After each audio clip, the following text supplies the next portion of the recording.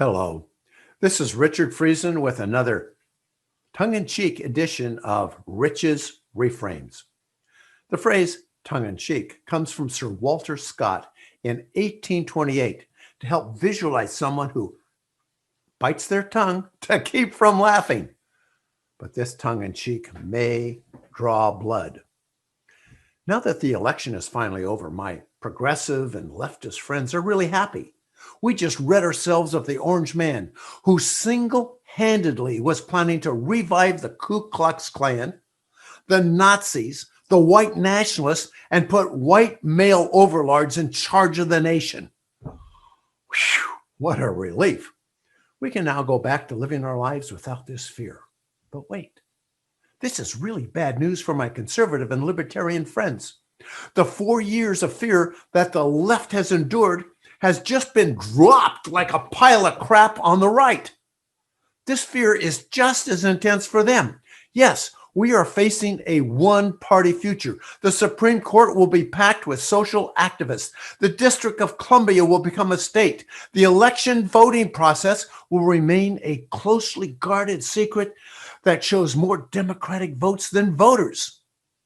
Well, at Rich's Reframes, we don't just exaggerate problems to make ourselves feel righteous and victimized. No. We reframe problems so they can be solved. Now that the left's political problems are just over as they unite and share power peacefully without infighting, I need to concern myself with the pain of my conservative and my libertarian friends. So this, Rich's Reframes, is just for them. If you are a Democrat, a progressive, or a leftist, I trust you to turn off this podcast, not listen to it. But if you're a conservative, a Republican, a libertarian, stay tuned for the solution of the socialist takeover of our country. This solution will leave you feeling empowered and hopeful, not just for yourself, but for the future of your children and grandchildren. Plus, I personally guarantee that you'll have more fun than you've ever had with your clothes on. Okay, my left-leaning friends, you can sign off right now.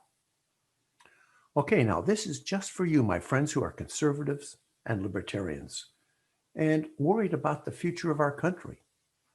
You're right. We're going down the road of a one-party system. Now, since the left and the liberals aren't here, we can talk honestly about what you can do to have a better future under a one-party autocracy. How do you feel when you play the takeover movie in your head? I know many of my libertarian and conservative friends may feel just oppressed when they play the movie of totalitarian socialism coming to the country. It's so easy to feel victimized by the thought of social activists taking over our healthcare, our economy, and managing every detail of our lives. You will be punished for supporting the orange man. And you have to be really careful about what you say to your neighbors and at work. Our social media history can convict you without a trial. But the good news is that free speech platforms are being eliminated, so you have fewer places to say something that could end your career. Now, most of you are whining and complaining like sissies. This is a cry of a mealy-mouthed, wimpy loser. But it doesn't have to be that way. Now, here's the reframe. Are you ready? Get out a pad of paper and a pencil and write this down. The solution is in only 4 words. Since you're a libertarian or conservative, you probably have enough memory cells to even remember them without writing them down. So here goes. You ready? Join the Democratic Party. 4 words. Join the Democratic Party. If it's a one-party world, let's join the party and have some fun. No. I'm not talking about fighting it from the inside. No. I'm talking about taking up their own beliefs and pushing them even further. That's right. Join the Democratic Party, register as a Democrat, join all the local Democratic groups, join all the environmental groups, join the social justice warriors.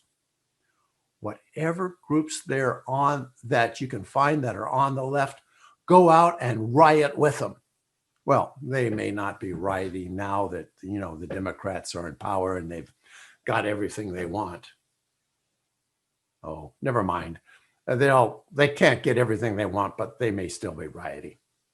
But anyway, if you're joining a planning committee for the Democratic Party, for example, and they suggest raising the minimum wage to, say, $15, you can say, right on, brother. These poor people don't have enough money to live on. And you want to raise it to just $15? Everyone in the group's going to gasp. Let's raise it to 25. I mean, if 15 is good, 25 is even better. Now, here's the secret. Nobody can argue with you. If they do, you can cancel them immediately by accusing them of racism. If they were to say something like, well, that's a little bit too much because the costs would go up for the poor, or it would remove that first rung of the ladder for the young people who want to get into the workforce. Ha ha! You've got them. They are destroying their own argument. Successful leaders on the left control the party by taking every issue just one step further. The leaders are the people who have gone the farthest.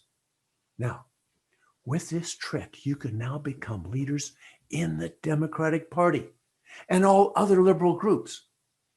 If you joined an environmental group and it wants to ban petroleum in 5 years, you say, we're going to ban petroleum tomorrow. All of us are going to take a pledge that none of us are going to drive cars anymore or use electricity that is generated by petroleum. You just take every policy and push it further. You ask them to sign a pledge. You will be the purest, the most righteous leftist they have ever met.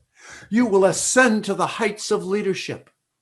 And from this commanding height, you can take the group that you're in and push them to the extreme on every issue. Not just defund the police, but hey, let's eliminate the police. If they object, they're obviously using the police to protect their white privilege, Not just stop the Keystone Pipeline, stop all drilling in the United States. If anyone objects, that would make us, for example, make us dependent on foreign oil, then they're arguing against their own position. If the group advocates for a guaranteed annual income of, say, $15,000 for everybody in the United States, it's obvious it doesn't go far enough. I mean, who can really thrive on that? What if you're an artist and you just need to express yourself? Can you really do that on $15,000 a year and buy all your art supplies? I think not. You say the guaranteed annual income should be $40,000 a year, so people are free to follow their passion and do what feels right in their hearts. Otherwise you're just forcing them into a job and to be subservient to the man with white privilege. Now, who can argue against that? If you get any pushback, they will be arguing against their own position. You will quickly occupy the moral high ground and become the unquestioned leader. Just look at the faces behind me. You will create the purest, the noblest, the most righteous, and the most radical future for the Democratic Party.